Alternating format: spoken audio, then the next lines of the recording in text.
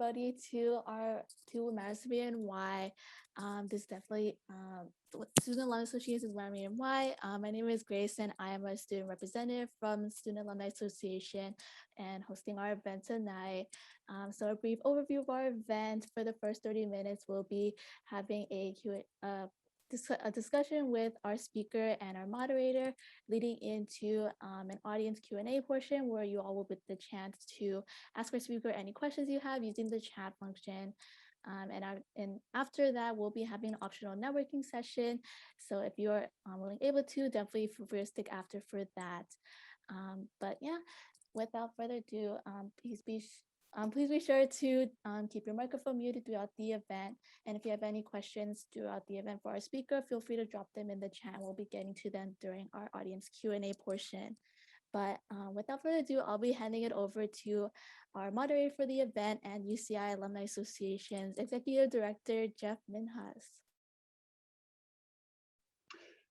Thank you very much, Grace. It's a pleasure to be here. It's great to see so many students and also some alumni in the audience as we have the latest installment of What Matters to Me and Why for alumni. As many of you know, our alumni community is very robust and strong at UCI, and we have so many alumni to learn from.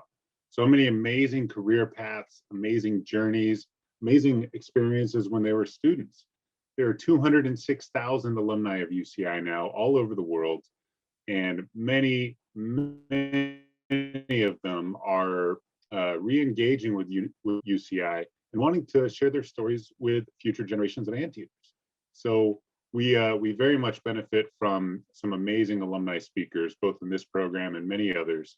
There's a whole library of recorded virtual programs that we've done over the past year, especially, and lots of great career paths, lots of great stories, and more. So tonight we have a speaker who I'm very excited to learn more about. I know all of you in the audience are as well, and we'll have a nice conversation. And we will also get to audience question and answers. So throughout the event, I do encourage you to use the chat in the Zoom and put some questions in there if they do pop up for you. So I think we're ready to get started. I'm going to read a short introduction of our featured speaker, and she is Laura Gomez. Laura is one of the 2021 California Teachers of the Year, which is an amazing accomplishment. I can say off to the side, my wife used to be a California teacher, and it is, you can imagine how many teachers there are in the state, how many great teachers. She was the District Teacher of the Year, Orange County Teacher of the Year, and the state level. Fantastic. As a proud Anteater, 25 years ago, she started her teaching journey at Santa Ana Unified School District, I believe.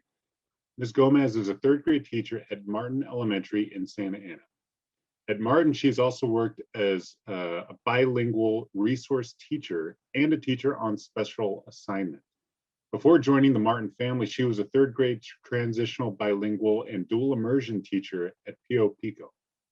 She obtained her Master's of Arts in Education with a specialty in reading from National University and earned her teaching credential from UCI School of Education and Bachelor's in the Arts from UCI School of Humanities. So now please join me, everyone, in giving a great virtual welcome to our featured speaker, Laura Gomez.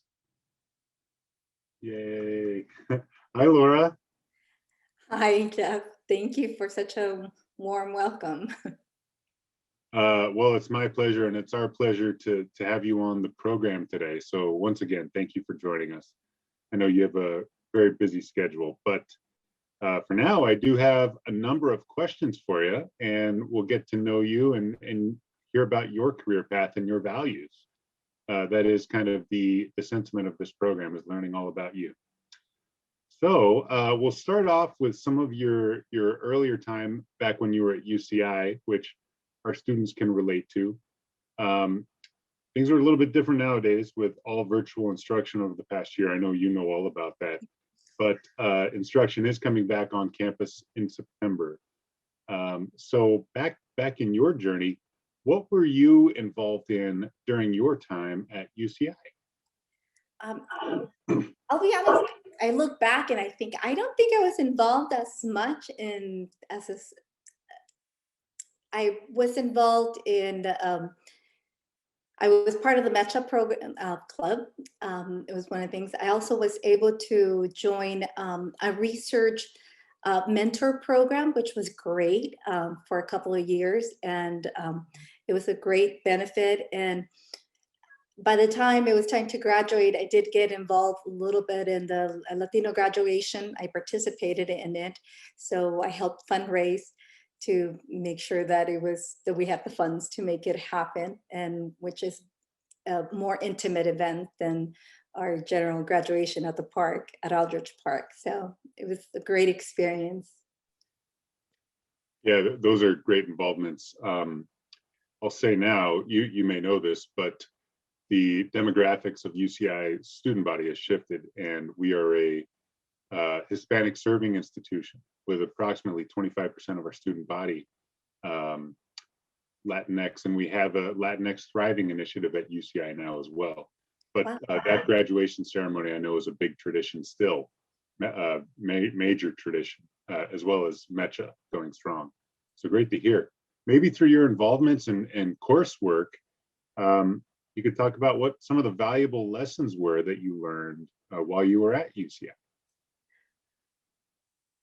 I think one of the things that I realized as I started is taking ownership of my own learning. I remember that after having participated in a summer program, as soon as back then, freshmen were allowed to live on campus in Campus Village. So I remember that I set up my apartment, and then I went to the UCI store and bought, back then it was a catalog that was about this thick. And I just remember taking it back to my room and spending it, I don't know if it was hours or days, and planning the next 4 years of my, my career. And running to my advisor the next day and saying, I'm ready. Here are the next 4 years of my life. Can you please? So I think taking charge of my own learning, it was great transitioning from high school, where you have 6-8 courses per day. And I used to work after school. And then having that flexibility, that being on campus and being in college, where you're not taking necessarily 6 or 8 courses per day, and learning a lot about time management and how to utilize your time to make sure that you're all caught up with your courses and you're doing well, and still taking time to create relationships, develop relationships with people. So going back, I think taking charge of your own learning and not being afraid to ask for help. I know that there's a tremendous amount of student services that are there to support us. And a lot of times students are not aware of those resources. They're there.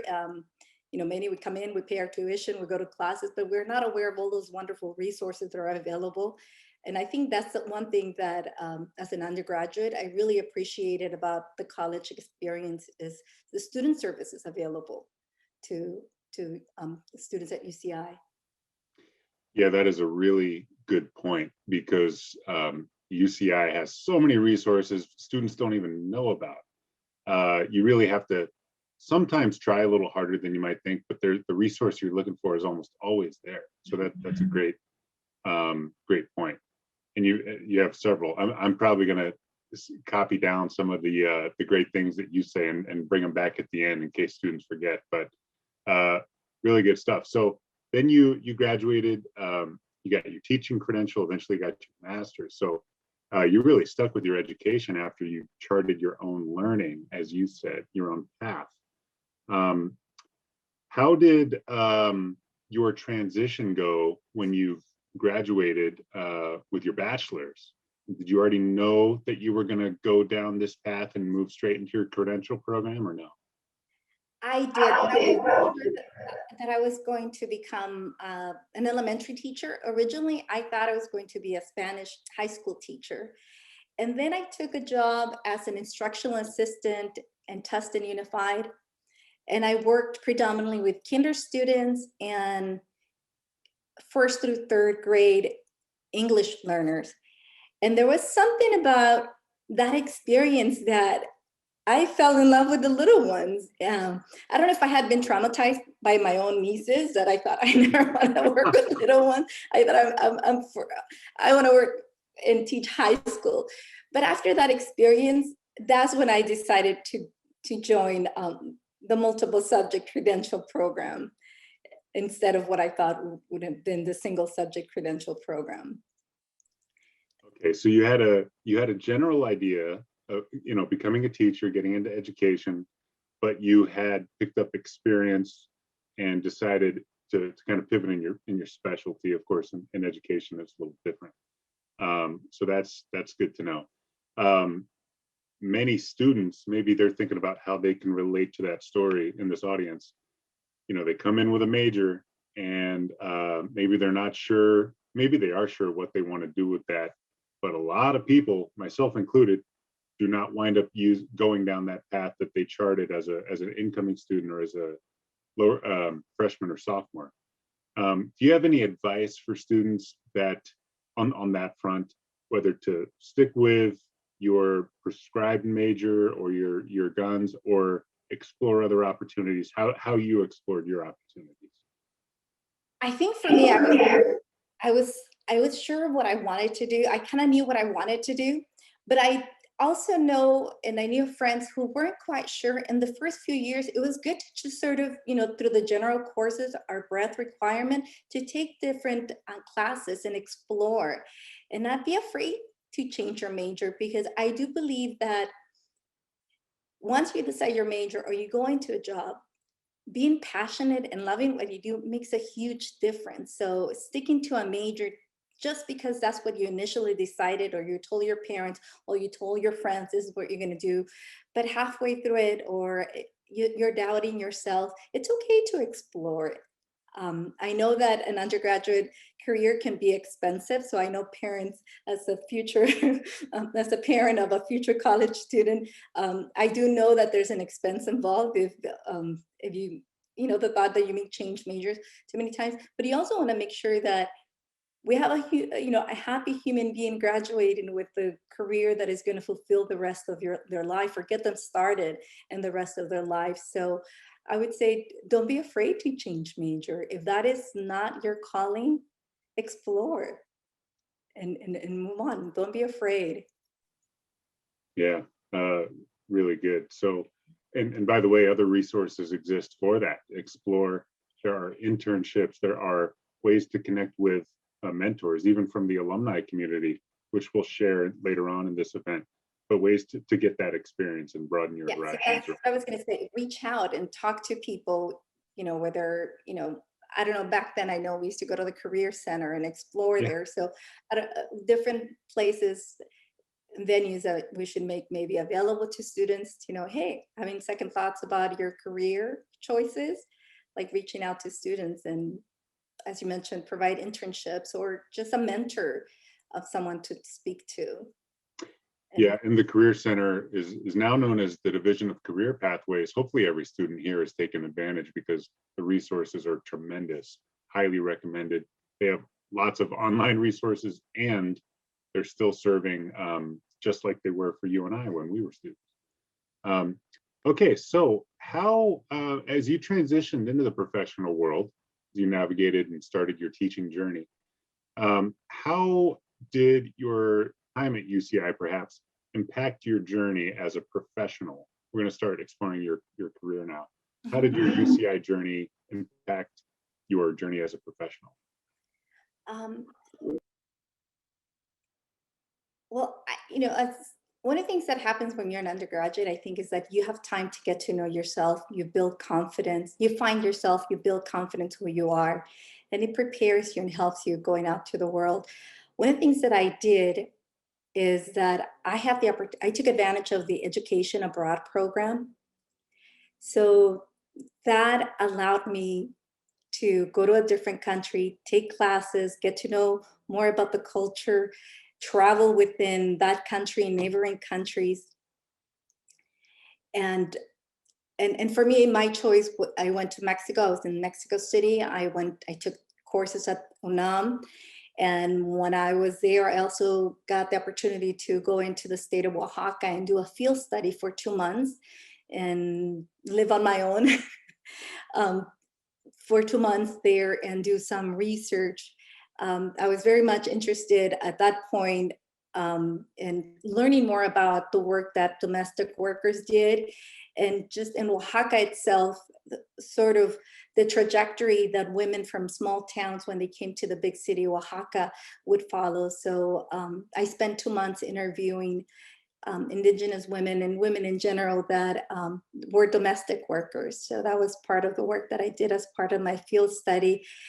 And having a greater understanding of, even just Mexicans. I think sometimes people think of Mexicans or Latinos as just being a certain way and being in such a rich and vast culture, where I got to learn more about the indigenous populations. About one of the professors that I had was very much involved with the Afro-Indigenous culture in some of the states of Mexico, things that I was not even aware. And just actually a couple of years ago, Mexico recognized Afro-Mestizos as an ethnicity within its population. So it opened my eyes to the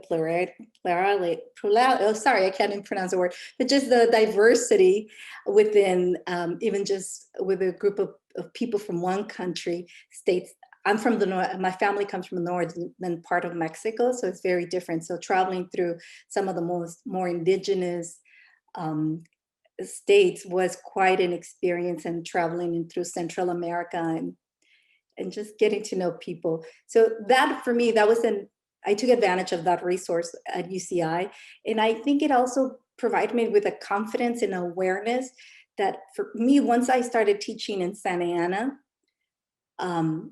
it also helped me understand some of the community, some of the families where they come from in Mexico, and have a greater understanding and being able to connect to families a little better, just because I had a bit of a notion. I can't assume that I know everything, but just having a better understanding of where the places, that even being able to relate to the foods that they eat, and that using that sometimes as a connection. It's like, okay, I get you. And so that sort of gives you a footing.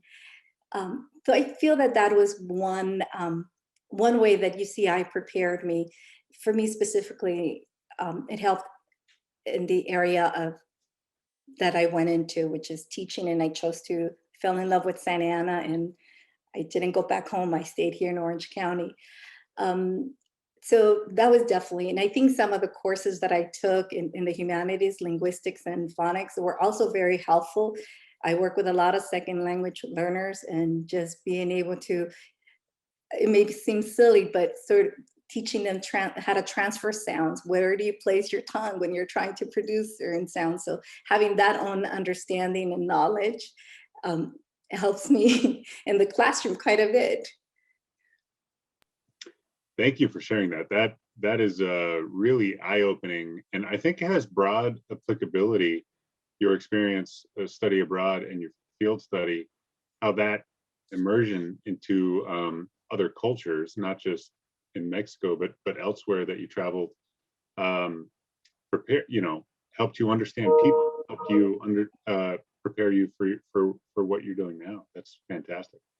The applicability, I think, is not just with regions, but student organizations and different cultures that actually come to UCI. So fantastic. So now we'd like to learn a little bit about your day-to-days, perhaps, and your experience as a teacher before we get into how you've really excelled and stood out amongst the crowd. It's not easy to become a teacher and to get the job you want, or the district you want, or the location. How was that navigating getting your first job or jobs, and finding kind of comfort on the beginning of your career path? For me, I feel things fell into place. I did my student teaching, and I went to different schools here in Orange County. And my last placement was in Santa Ana in a dual classroom And I truly fell in love with the principal there, her leadership, and the culture that she had created in that school, where even as a student teacher, I was viewed as an equal and welcome to participate in collaborations. So when I heard there was an opening, for me, there was no thinking about it. I applied, and I unfortunately told my family I wasn't going back to San Diego. I wasn't joining them. And I feel like it was the best decision I could have made. And so, and I felt very, you know, the UCI, well, back then it was not, I think now it's a teaching academy. The Department of Education was very supportive, you know, in our placements. So I felt that for me, the transition was very easy. The support that I received at UCI in the different placements and the collaboration between the department and the schools where we were student teaching, it was very evident. So I felt at home. So you felt at home, you had a great natural transition, you had a great leader. I don't know if she wound up being a mentor to you, but how did, you've been in Santa Ana Unified your whole career, is that right? Yes, 25 plus. But you've been in different schools Two. and grades, 2 schools. Okay. So navigating that journey, you've really found your home where you're comfortable in the district, and that doesn't always happen for students. You know, there's been a lot of career changes, a lot of job changes, moving, exploring different things. Do you have any advice on making sure you're going where you want to go and you have the right fit? In your case, you did, of course. But navigating careers can be difficult, and hopefully everyone finds that where they belong right away, kind of like you did, but not everyone does. I think we shouldn't be afraid to either advocate for what we need. And sometimes I know when you first graduate, it's hard to advocate. And there will be, today I actually participated in an interview where I heard someone say, well, he has to pay his dues. He's the new one. And there was a part of me that I personally can't accept that, because we shouldn't treat new people in any career as such. We should be mentoring them. We should be feeling and making them feel welcome. And being the newbie shouldn't be part of paying your dues. I think everyone should be invited to the table and collaborate equally. So I would encourage people to either, you know, create your own place if it's an organization that allows you to do so. Advocate for what you want or what you need or you want to see in that organization, or not be afraid to move, make a change. And I've seen teachers do that. I've seen teachers come into some of the schools where I was working or where I work and talk about previous experiences, and until they found one that it was their match. So I want to ask you about, in a minute, some of your difficulties and some of your successes, but you clearly are respected and at the top of your industry, as you've been recognized as one of the top teachers anywhere in the state. How would you say that you've been able to excel in what you do and be recognized for it? Is there any secret approach you have or any insight? Because everyone here wants to be successful, and it takes a lot to be as successful as you. I'm going to go back to love what you do. I think that's key. Be passionate about what you do, because you will encounter many challenges. And I think that love of what you do and that passion is what is going to carry you through. So for me, I am very proud of the work that I do in Santa Ana with the families that I work with. I think I've also enjoyed taking on challenges. But for instance, some of the things that at the current site where I'm working, I have the opportunity to work as a resource. When I moved to this site, I moved there as a resource teacher. And one of the first challenges that I faced was that we didn't have a lot of streamlined processes for kinder orientation or other things. So that was one of my first tasks, creating a kinder orientation that, or a kinder registration that would streamline the process for parents, and also partner with other departments within our district and bring parenting classes that were geared toward preschool and kinder age students. So they would get the support in reading to their kids at home, especially for those kids that didn't attend preschool. So that was one of the first things that I created. Then in addition to that, I created a grab and go bag for parents. So when they came to our kinder orientation, I took them on a tour of the school, introduced them to the future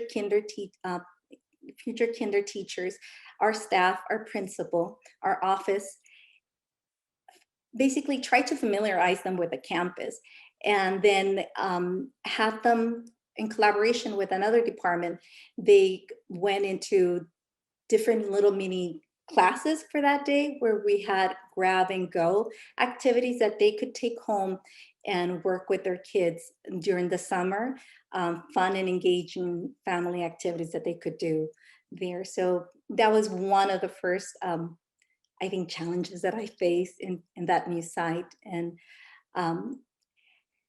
then once I went back into the classroom, one of the things that I was able to bring in was family academic nights, in which typically in a family night, teachers have different math activities, but I focused on one standard. And then what happened was we realized that we didn't have enough adults to run the games. So we taught the kids to run the games. So the kids were the ones leading the tables with their families. And it turned out to be a great and successful event. The first event had over 170 people attend, and it was just for one grade level. And it was such a great success that parents at the English Learner Advisory Committee asked, can we have more, but for the whole school? So then we created, at this time with my principal, created the literacy nights where it was all about reading. And parents were able to go into different classrooms and select, almost like a mini conference, and select who or what they wanted to see for that evening. And again, the goal was sort of a make it and take it activity. So they would walk away with something in their hands to be able to continue to reproduce at home with their child. And as soon as that one done, I was already dreaming the science night. And so my principal was like, okay, can we take a little pause here? So part of, for me, parent involvement is very important. Bringing parents on campus, making them feel welcome, and making sure that we honor them and we honor the language, we honor the culture. We have translators if needed, so parents can participate. And why not have some raffles to bribe them a little bit? There's nothing wrong with that. And so those are some of the activities that I created in the face of a challenge. My response to some of the challenges that we've had. Learning timetables is really important. So I felt, let's do it in a fun way. Let's do it through games, right? So let's have a family math night. And so that was that. And as far as ways that I continue to involve parents, I make sure that the kids do one interview with a family member who is someone, they look for someone who immigrated into this country, and it could be in that generation or many generations before them. And then they get to do presentations about them. So they're working on their presentation skills, leadership skills, as well as, conducting interviews, and they're able to present in front of the class. For this year, we're doing everything on Flipgrid. That is our new mode of presenting, and sort of takes some of the fear of presenting in front of the class. For some of the kids, they love it. For some of the kids, getting in front of Flipgrid, they become a total different personality. So for me, on the other end, when I get to watch their videos, I learn a lot. So thank you. This is great, especially maybe not everyone in the audience will truly appreciate this, but I am a parent of elementary age students. And it makes me jealous that you are not their teacher, because this is great stuff, which is above and beyond. It's the kind of stuff that you clearly only do if you're as passionate as Laura, engaging the parents and the students in such a deep way. Laura, you've made the news, or at least in your industry, you've been kind of known as a model, from what I've seen online, as a master motivator, and with your unique remote instruction, I believe, techniques. I think you mentioned Flipgrid. This obviously has been a challenging year. And obviously you've talked about challenges, but this year in particular, how have you been able to adapt and excel in any ways besides what you already told us?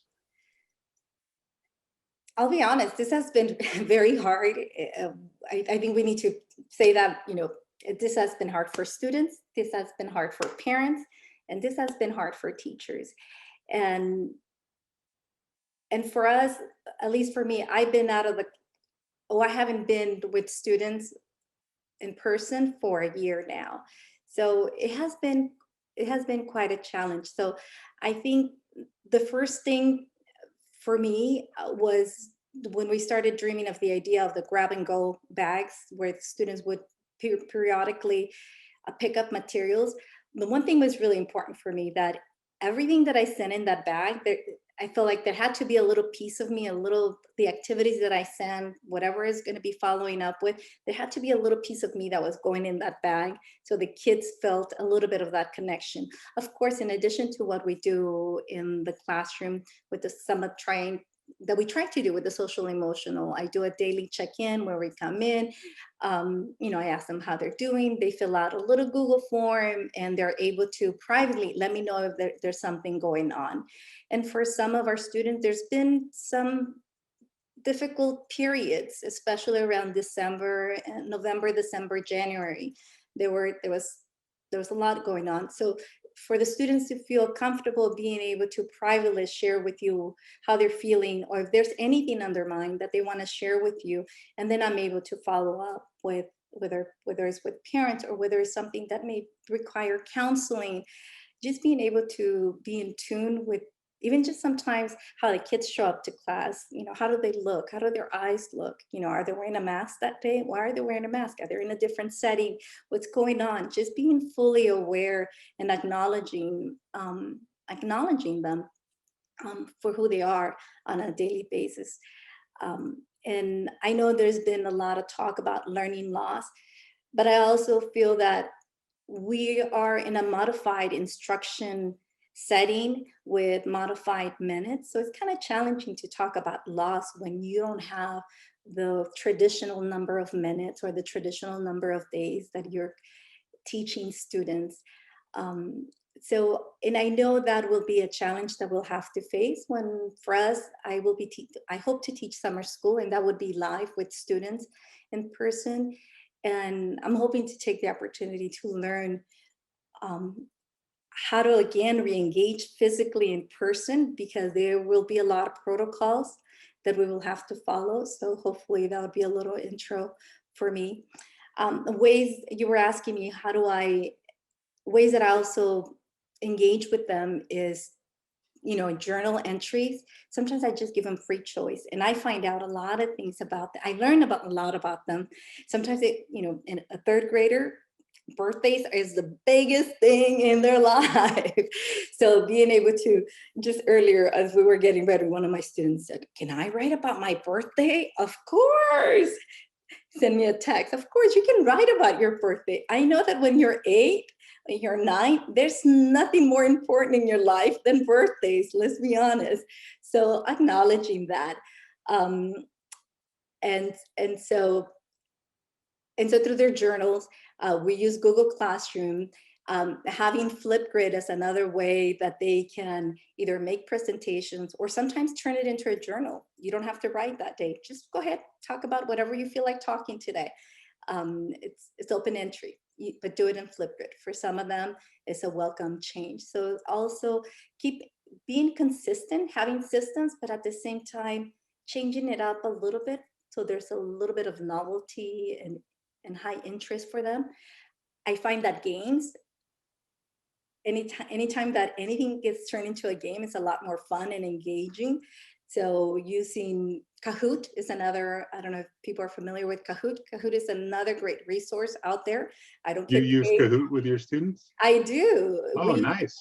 We use it quite a bit and they love it. Sometimes I assign it as an independent task. And then I may use one of those math games as a gaming class on Friday. So they've had the opportunity to play with it. They're familiar with the questions. And for some of them, the challenge may be either having a second device or having two windows open so they can play it live in the class. That's awesome. For reference, we use games like Kahoot for events like this, for alumni and students as well. So mass applicability. For the audience, we've got a couple great questions in the chat already, which we're definitely going to get to. Just a reminder to start submitting more questions in the chat. We'll get to them in a minute. But I've got a few more for you, Laura, if you don't mind. More broadly, first, do you have any mentors? And second, what in your opinion makes for a good leader? I don't have a mentor assigned or someone, but I do think that well, at least I tend to latch on to people that give me positive feedback in the sense that not that what I want to hear, but actually that honestly take the time to listen and give you feedback, honest feedback, because a great mentor should be doing that, supporting you. So but I find that probably my principal and my former principal are two of the people that I go to when I do have professionally difficult decisions, or I just need sometimes a sounding board. I do that with teachers as well. I have my best friend who's also a teacher, and she's one that I go to for advice, for guidance, sometimes to talk about a lesson. But I do find that sometimes when it's something bigger, I do go to my principal or my former principal. I know when my former principal left, I used to think, okay, what would she do in this situation? Okay, think like her, filter her through me. So I do think that that's something that a great mentor does. As far as a great leader, I think a great leader leads by example. And a great leader is able to recognize greatness in others and allow them to lead when needed. And I think, I've been very fortunate from my first placement to now to work with great leaders that lead by example and that are also open the door to future leaders, and allow them to lead and acknowledge their own strengths. And I asked about your mentors, but I am sure that you are mentoring others, setting examples and leading by example, as you were saying, opening doors for others. One more fun question for you before we open it up. What are some of your greatest memories and or moments in your career?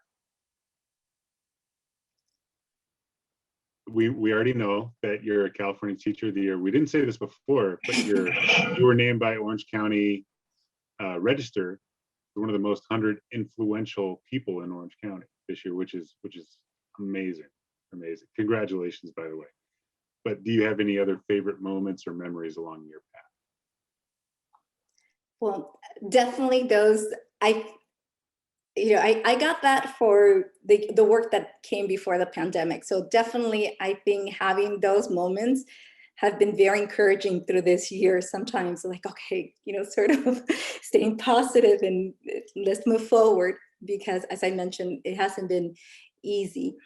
But I think the relationships that I develop with students are really important.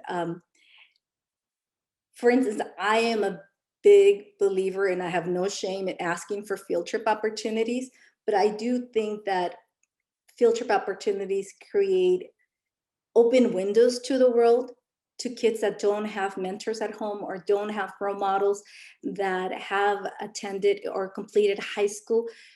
And when you live sometimes, unfortunately, in certain zip codes or in certain areas, you're limited to the resources that are available to you. So when a kid goes on a field trip and is able to be inspired by that, for me, that creates, wonderful memories. I have one student who just recently came back and read to my third grade students. She graduated from UCSD, but she would always tell me, Miss Gomez, it was that year we went to UCI on our field trip that I decided I am going to go to college. So I remember when she graduated from high school, she came to tell me what she was going to be doing next. And then, she graduated from UCSD, and we still stay in touch. And when she came back and read to my students, she also came back and brought her rock climbing gear. She wanted to make sure that our kids get exposed to another sport that they may not hear a lot about. So it was great. The kids loved it. And I also, so this was for Read Across America. So I also had another student who just is in the process of deciding which medical school she's going to attend. So she came and read to the students and talked a little bit about her experience as a third grader with me many moons ago. And so that is very rewarding. I always tell my students, once my student, you're always my student. And having former students come back to read to them, talk to them, it really lets them know that I mean it. In the check-in the following day, some of the kids said, I can't wait to come back and read to your kids. So to your future third grade students. So it is, I think it's moments like that that for me create memorable experiences, because it reinforces that what we're doing, that what we're doing is right, and that we're providing opportunities and experiences to our kids that inspire them to go to college or go places. Well, that's very inspiring. You're getting your kids off to a great start, sending them off to further education, medical school. That's very rewarding. Thank you for sharing. Now, I'm going to invite Grace back. Grace, what do we have next? Yeah, thank you for that, Jeb and Laura. So as mentioned, we'll be now transitioning into our audience Q&A portion of the event, and we'll be opening the floor to you all. So if you have any questions for Laura, definitely feel free to put them in the chat. We'll be getting to all of them, hopefully. So we actually do have a couple of great questions, and we're just gonna kind of jump into it. So Laura, our first question comes from Eileen, and she asks, what do you struggle with the most as an elementary teacher?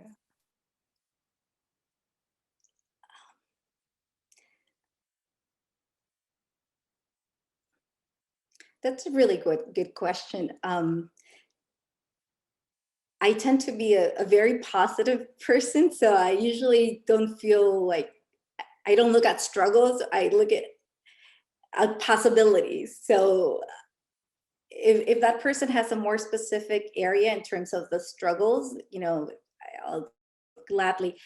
I also feel very fortunate. I know sometimes teachers will say a parent involvement. For me, that is not a non-issue. I am very fortunate to have great attendance and to have great parent support. And when there may be parent support that is not perceived, or it may be perceived as not having a strong parent support. A lot of times it's parents that are working multiple jobs and they can barely keep up, with the basic necessities at home. So just sort of being aware of that, for me, is very helpful in terms of how I view a parent's response. I know that my first back to school night, one parent asked me, what qualifies you to be a good online teacher? And it was a very fair question. I was taken aback, but the more I spoke to them, the more I realized they were coming from a place of fear. This is all very new to all of us. And they want to trust me with their kids' education. And the way we sort of went into the spring, it wasn't very easy and friendly to any one of us. So I felt and heard their concerns. So I think for me, talking to parents or whomever it is, the more I talk to them, the better I understand the situation and the better I'm able to respond or plug myself back into whatever the challenge is. And so I would say, I don't know, so unless, if there's a more specific question in terms of the struggles or what kind of struggle, I can definitely. Yeah, definitely. I definitely with this year, there's definitely many struggles you could face, and just really seeing how you've been able to really adapt to them and still find support and give support to others in your community is super inspiring. And so I do know that we only have a couple minutes left for the Q&A portion before we go into networking, but just really wanted to end it off with a more high note and asking, one of the questions we have in the chat is asking, what tips for success or advice do you have for students who want to pursue a career in education? I know I've said it before, and I'm going to say it again, be passionate about what you do. Don't be afraid to ask. I found that having a good relationship with my principal has helped me a lot. And so always seeing my principal as my partner, because if my principal does well, our school does well, right? And if I am doing well in the classroom, our parents are happy, the kids are happy, and our school does well. So just finding a partnership and not being afraid to ask questions. Just recently, right before Read Across America, I asked Superintendent Tony Thurman, would you come and read to us sometime before or after Read Across America? And I was very pleasantly surprised that he said yes. His scheduler contacted me and he was our guest speaker for Read Across America. So I find that not being afraid to ask questions and taking chances. Like, okay, what's the worst thing that happens? They might say no. Oh, well. So Grace, I have to ask the other question from the chat from Athena, because we didn't talk about work-life balance as much, and this applies to all careers. When you do so much and you do it well, how do you take care of yourself and not burn out? Okay, I'll be honest, I'm sometimes not the best, and in the pandemic setting has been bad. I recognize. So for me, finding balance, for instance, I don't work from home. I work from my classroom, and that helps me create some boundaries because I found that when I was teaching from home, I did it during December and January. My days would turn into my evenings and into my weekends, and there was no separation of work. So I think sometimes in general, you just have to say no to certain things or create realistic expectations and draw the line of this is how much I'm able to do at this time, and then I'll pick up again. But I do think that is something that I personally struggle with. I am not the very best at it. I sometimes call them, I create my own little monsters, right? When I have my projects that I'm really proud of about, but I end up working 16-hour days. But knowing that that's something that I'm very passionate, I'm excited about, like it doesn't feel like work. It's hard to explain, but I do think that when you're always go, go, go, go, you do need to take a pause, take a break, and separate yourself and do something that, family is one way. Staying connected with family and friends is one way that I find sometimes to give me that level of self-care. But I will admit I'm not very good about, some people love to do certain things like nails, massages, or maybe because I don't really like them. But it is a fair question. I think it is easy to become a workaholic. Well, thank you, Laura, for that answer and everything and all of your honesty. I think the crowd has had a lot to learn from your experiences, so we very much thank you for those. Now, Grace, do you want to transition us into the next session so we can have some more engagement? Yeah, definitely. So that kind of wraps up our Q&A portion with Laura, and we'll be transitioning into our optional networking session. If you're able to stay for that, highly encourage y'all to get to know Laura more personally. But before we do so and close off the event, I definitely would love to take a picture with everyone. If y'all will feel comfortable turning on your cameras and drawing up a Zod for a picture really quickly.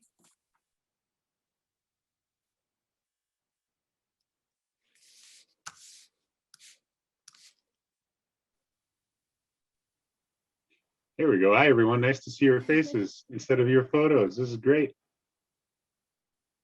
Yeah. So there are two screens. Just give a minute and then we'll go ahead and take a quick picture.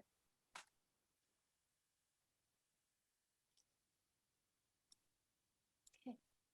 So I'm gonna do the first room. So on the count of 3, we'll go ahead and take a first screenshot. So 1, 2, 3. Let me just save that really quickly.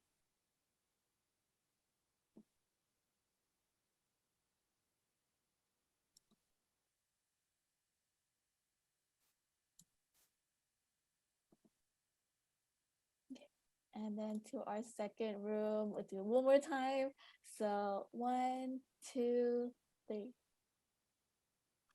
Yay. But really, thank you all so much for joining us tonight, and especially Laura, who will be sticking out after for the networking portion. And if you're definitely willing, able to stay after, definitely encourage you to do so. But definitely, please give a huge round of applause to our amazing speaker tonight. Show some love for her in the chat.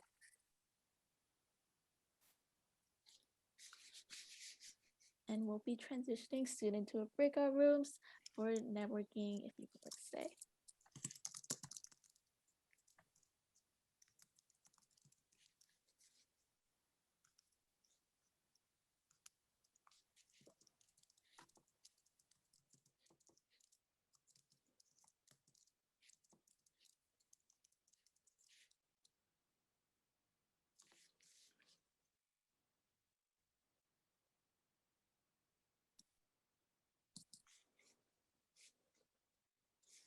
So to answer your question, Irene, we're actually, depending on how many people stay with her, or we might just stay in our main room, and you could definitely feel free to just chat with Laura and get to know her more personally. Ask her whatever you want, whether it's UCI related or not.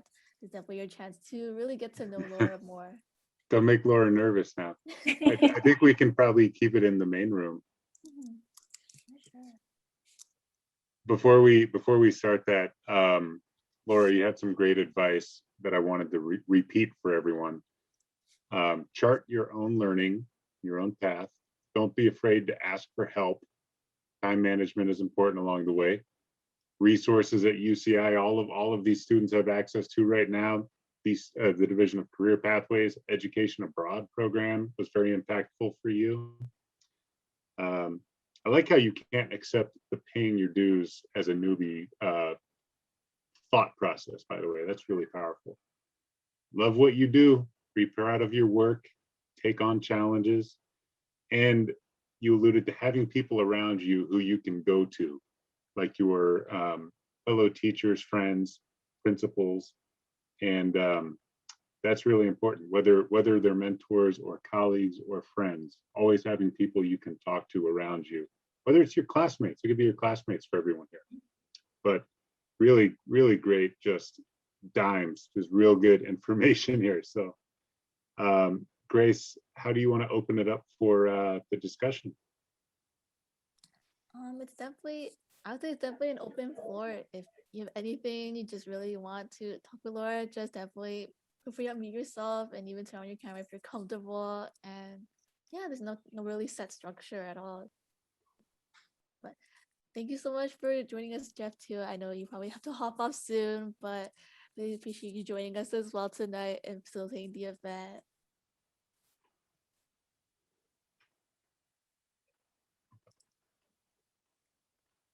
Hi, Nancy.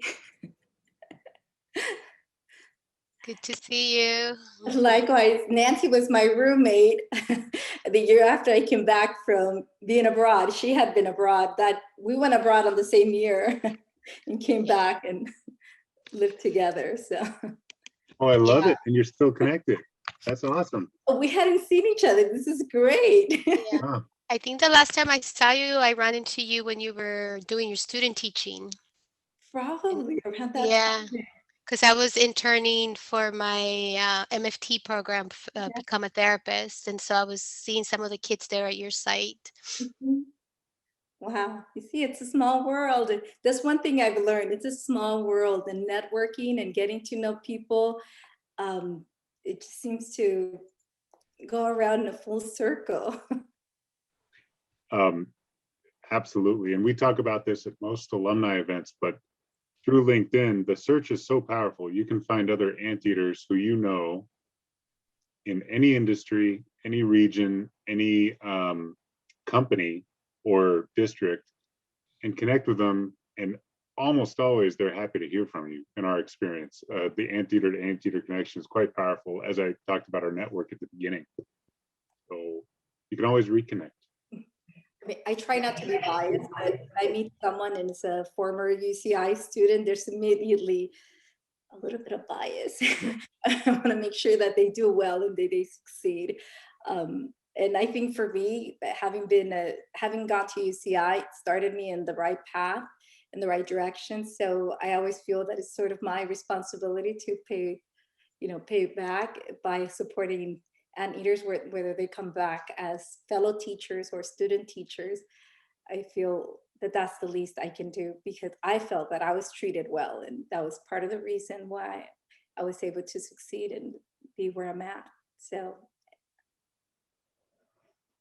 and There are a number of high school teachers who are UCI alumni who contact us looking for, like they want to display like a UCI pennant or a flag, and they have college days at their school. So we always send them out to those alumni. Most of them are School of Education alumni.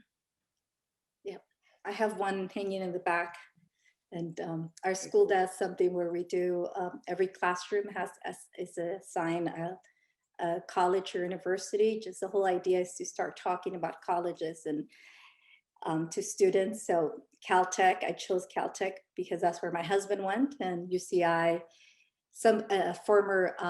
another fellow teacher, it was her first or second year and she wanted to be UCI. So I thought I couldn't take that away from her. So I chose my husband's school, but I still hang my UCI pennant and have my anteater pride. So any students here in the chat, are any of you on this similar path as Laura, going into education? Or thinking about it. I know, Brenda, you are, right? Called you out, maybe. So actually, I graduated. So I know Jeff and I also know April. And I think I kind of met Grace a little bit like in a SAA event. But yes, I'm here. I went to UCI, did my bachelor's in education. Then I went back to UCI to do my master's and teaching credential. So I'm now currently a teacher, and I actually did have a question for you. So so I started teaching first year teacher, 6th grade in a pandemic. So that is crazy. And I am finally, I guess I have 2 questions for you. My first one being, what is your like teaching philosophy, and like how do you make that so strong right now, like in a pandemic where a lot of people are just feeling the pain? Like I feel like all of us feel the pain, Zoom fatigued. So how do you have that same teaching philosophy in the classroom as you would online or hybrid? Well, part of my, philosophy is that, students can achieve anything if we provide them with the right tools, right? And part of my job is meeting students where they're at. And I think that's been, in many ways, is one of the challenges, because it's not as straightforward. Before in the classroom, something comes up, you pull them to the back table, you talk to them. You can find a minute here and there. When you're in Zoom, it's those 30 minutes or however your blocks are, and then they go and they're gone. And so it's a little bit more challenging keeping it that way. and I'll be honest, I think for me, January, February, I hit a rough patch. I mean, it was rough. It was hard to feel motivated. I would be lying to you if everything is nice and beautiful and rosy. It's I think around that time of year, it was hard for me. That's when I hit the wall, and for a while I stayed quiet. Being the California Teacher of the Year adds this pressure that you're supposed to have the answers to everything, or but I'm just another human being that is dealing with the same struggles that you are. And even though I may have a lot more experience, perhaps it took me longer than some people. For instance, I started very positive back in August. I was so proud, cheerleader #1. But I hit, but January, February, they were rough. And it took me a while to get out of that rut, and be in a place where I was like, okay, but one thing that helped, for instance, I have on my phone, I have different chat groups, and just with teachers, like running ideas. Okay, I try this didn't work. What about this? And having suggestions. Some people are better with technology. Some people are better with the writing. Some people are better with the social and emotional. So just being open-minded and being honest. It's okay. I don't know everything. I don't have the answer for everything. And during that period in January, February, it was hard to say, okay, but I'm going to go ask. It was hard to just gather that energy. And yes, I'm going to go ask and collect myself. But, eventually I was able to reach out and, gather myself and go back to. So I don't know. Does that answer part of your question? I know you said you had two. Yeah. No, yeah, that was answering it. It's like, I guess your teaching philosophy, like, just try. We're all human. And I think that's like one of the best part about teaching as well, is that if you show like that you're human to your students, they're gonna also like be with you and be like, oh, you're right. Like, I remember when I was teaching kinder, I would be like, you would make me so sad when you did this. Attitude change for real. Like, same thing with the older ones. You just got to connect with them because we're all human. So they love that connection. And I guess for me, my second question is going to be like, okay, second year, haven't really been in a classroom. Any advice for new teachers in a classroom management tips, anything like that? So first, you're gonna have to find out. Are you going back? Where do you teach, Brenda? I teach at LAUSD, so I'm going back on the 26th. This month? Yeah. Okay. So are you going back with the full group? Hybrid. So some kids are coming back, some kids are staying at home, and it's weird because I'm going to be teaching still online, but I'm having some kids. So they're coming back like say Tuesdays and Thursdays, and then I'm by myself Wednesday, Friday. So are you simultaneously teaching, or are there going to be asynchronous work and then while you're teaching with the other group? It's simultaneous. So I'm going to have my group of students and I'm still teaching my virtual students. So I have two groups, one in person, one online. So I'm everywhere. And I would say, for the ones that are from home, I think your parents are going to be your allies. They have to be whomever's with them, right? I know that for some of them, for me, my contact person is a brother. Some of them is a babysitter. Some of them is a grandma. Some of them is an aunt.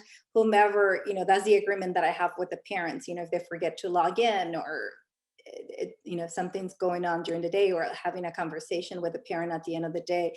But definitely, one thing that I think has helped me a lot, especially with those kids that are struggling, is before I tell the parents anything even slightly negative about their kids, finding one or two things to praise their kids, about, whether it's how attentive they were. And sometimes I know that for some kids, it's hard. You're thinking, okay, what is the one positive thing? But there's always something, whether they were being attentive, they were respectful, they were kind, or they were thoughtful. And so letting the parents know that, be that the first type of communication that you have with them, especially right now where everything's so impersonal, on this 2D platform. So I would say that. And then how many kids are you going to have on campus? Right now we have around like 20, I think like 15 to 20% who are coming back, and the rest are virtual. And I don't know if your school is thinking about this, but I'm thinking allowing some flexibility where part of it is just finding routines with the ones that are on campus, because they haven't been on campus, they haven't been with each other. There's a certain distance that you need to keep. I know that for us, we're talking about, they're going to have a cubby next to them where all their materials are going to be. They're going to adhere to the 3 feet apart distance, and so even just I'm thinking there's a physical aspect. Where are they going to sit? How are they going to move? How they're going to walk in and out of the classroom to maintain that distance? And then there's your other routines. Right. And I know for me during the summer, that's why I want to teach summer school. I sort of want to immerse myself in that so I can troubleshoot. So when the kids come back in the fall and I come back with a larger group, that I am able to. But what is the one thing that worries you the most? I think for me, it was probably just being in a classroom. So I've been virtual this whole time. I don't even know how my classroom looks like. And then meeting those students who were basically like this the whole time, or a camera turned off. So, or they're like this where you could barely see their head. So I have some of those. I'm all like, oh, that's how you look like when they come back in person. I'll be like, hey, I didn't recognize you. Was that your ceiling fan? So I joke around with them a lot, and like they appreciate it. And I told them that same joke and they were laughing. So And I think you're already on your way. You seem to have relationships with them. And I think that goes a long way. When kids know that the teacher cares, they'll rise to the occasion. They will do anything for you if they feel that connection. And it sounds like you are already there. thank you. So, and letting, some things that speak to you, I think those routines that speak to you and help you create a connection will be very helpful, because if they have a connection with you and they know you care, you'll have them right here. And there'll be outliers, those that struggle. Thank you. And thank you you are going to be leading among the teachers that are leading the way. So we appreciate it.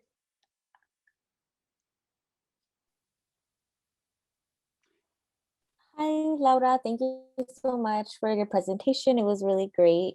Really, really insightful information. I'm currently a 4th year, going to graduate this spring with a double major in criminology and education. I definitely find myself more in love with education fields. So I'm gap year, hopefully work with high school students still, because age group I'm interested in teaching.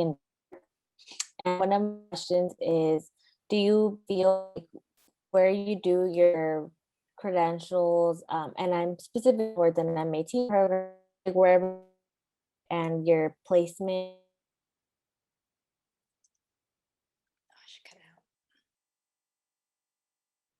the other attendee, Brenda, said she did as well. It's like, do you find that wherever you do your credentials is where you end up working, or is it possible to still like get work in a different area from where you did your credentials? I think people, very few people from my program ended up probably teaching in Santa Ana. Oh. People went in different places, different directions. So it gives you a window allows you to get to know that district a little bit better when you're going to go through the interview process. So that is, I would say, an advantage. But I think that portfolio and that interview will open up doors for you wherever you go. So, and your letters of recommendation. But from what I found from other people, are able to move within the county, out of state. California, we have a very rigorous teaching credential program. So I find that it's a lot easier for people to move out of California than to come into California and teach. Okay, thank you. You're welcome. And I kind of had a similar question. I think it's I'm forgetting it now. So if I remember, I'll ask it. But I guess I think I had asked one earlier when we registered for the event. Like teaching comes with a lot of stigma in society. Like a lot of times people will automatically assume that, you know, teachers aren't able to afford a certain type of lifestyle. So how did you like navigate that, especially in the beginning of your career, like dealing with that type of stigma that people may have?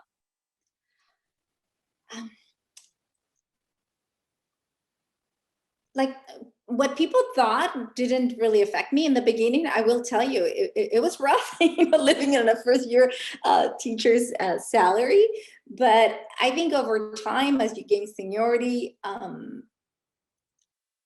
I find that in general, I think a lot of the districts here in Orange County pay competitive salaries. If you think about the amount of hours that sometimes you put into, is it the same as my husband who was an engineer and the amount of hours that he put in and that I put in and what I brought home and he brought home is not equitable, but I think you do earn a decent living. And I think in the beginning, you're used to living like a college student. So I was used to living off $800 a month when my $1,900 paycheck came in or $1,700 check came, I had a surplus. So I was happy. You know, some of it went to pay my loans and some of it, you know, I was already used to living on $800 a month. So. Okay, great. I think that kind of brought me to my earlier question that I had forgotten. Like, what does the 10-year process look like? You mentioned like when you're first applying, like you need letters of recommendation and your interview, but what does tenure like at a school actually look like? Tenure? So in our district, you become tenure on the first day of your third year. And I think every district is slightly different when you become tenure. So for us, Santa Ana is first day of your third year, if things haven't changed. That's when you become tenure. What districts are you considering, Ari? Thank you for that. And I haven't really considered where. That's why I was asking like on the program. I know I was really drawn to the UCLA program because they specifically have a racial justice component embedded, which is why I was thinking like if I do that program, would I be working in that area, or you know, I have the flexibility of moving around afterwards?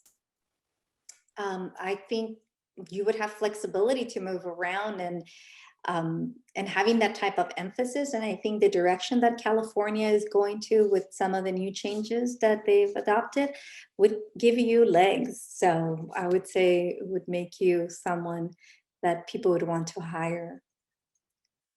Thank you so much.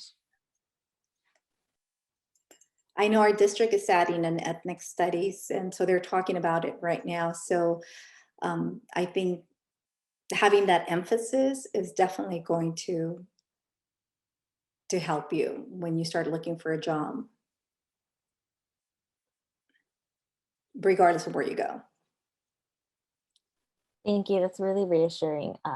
But yeah, I'm just starting off the process, so I'll be like assembling my material, taking the CBEST, like all of that within the next.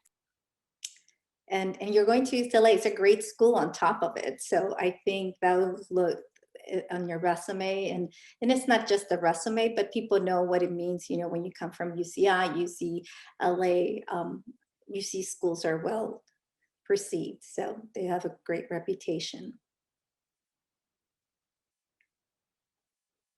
Definitely. Thank you. Thank you, Brenda. Good luck going live in person. You know, don't be afraid that it's going to be maybe a little bit challenging in the beginning. So take the time to set up your classroom the way you want it to. I hope they're giving you a day or two, a couple of days to come in. I know some districts gave people a week to come in and set up. So, and what I always tell myself, okay, dream it up. What is it that I wanted? What would the ideal? Sometimes I run out of time and I don't get exactly to where I want it right in the beginning of the school year, and I start building on it. And this will be a good month and a half, maybe, or even less, right? So you'll get your feet wet, and you'll be even more prepared for the fall. So I think it's a great opportunity to learn a lot with the group of kids that you already know and that you've already established some degree of a culture. So it should make it easier, I think. Yes, thank you. It was nice to meet you or speak with you, and like also nice to see you all too, Jeff, April, You too, Vanessa. Brenda. So yay, thank you so much. I'll come And back to thank more alumni you. events. I've been coming. Yes. Okay. Bye, Bye. everyone. luck making a decision. It sounds very exciting, new beginnings. Well, Bye, thank thank you, you. everyone.